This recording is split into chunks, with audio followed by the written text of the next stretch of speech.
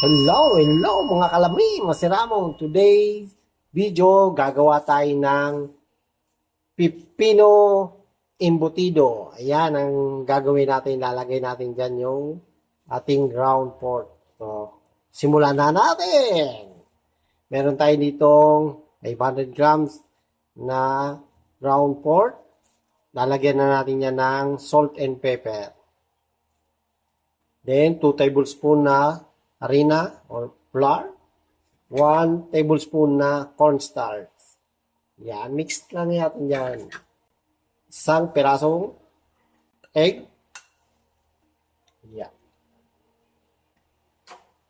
Then, lagyan natin dito yung onion, white onion, tsaka scallion or spring onion. Yan, lalagay natin yan. Mimix lang natin yan dyan. Then, lalagyan natin ng liquid seasoning.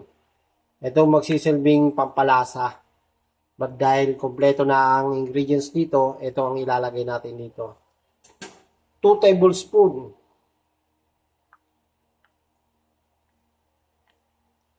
Yan. I-mix lang natin yan.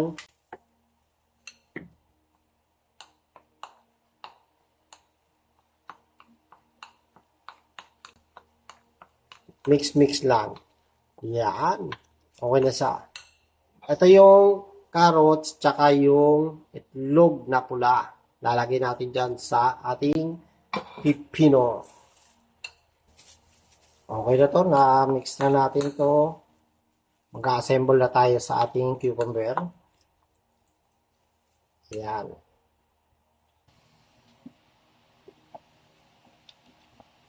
Yan, pinakukula na natin hanggang sa lumambot yung pipino. Dalawang klase siya. Ngayon, okay na siya. I-drain lang natin tubig. Lagyan natin sa isang plato. Yan. Kakat natin to tapos tatanggalin natin yung buto.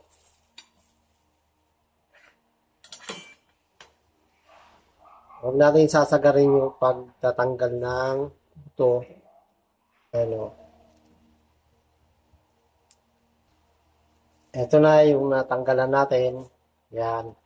Lalagay natin yan mamaya yung ground pork. Yan. Natanggal na natin. Mamaya yung isa naman. Bali dandaan lang ang pagtanggal kasi may mag-mix tayo. Kunin natin. Lalagay tayo ng carrots. Lagyan natin ng itlog na pula. Yan. Yan, o. Lagyan lang natin sa ilalim. Then, itong lagay na tayo.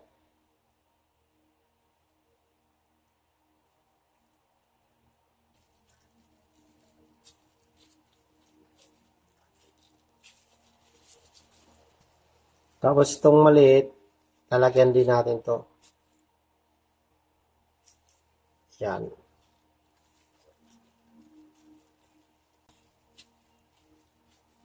Ngayon, pag didikitin natin yan, ito naman isa, lagyan natin. Natin yung carrots. Okay. Nahin natin ito yung ground pork.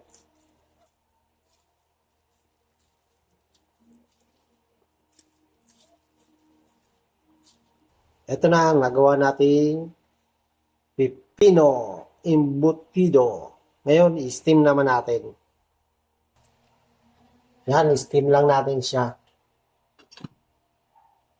Mga 5 to 10 minutes. Ito na ang nakat nating cucumber. Ngayon, ipapry naman natin.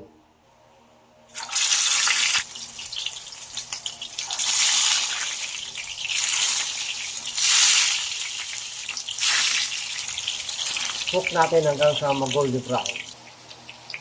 Ayan, paluto na ating, wow, eto na ang nagawa nating cucumber embutido. Mga kalami, tigiman na.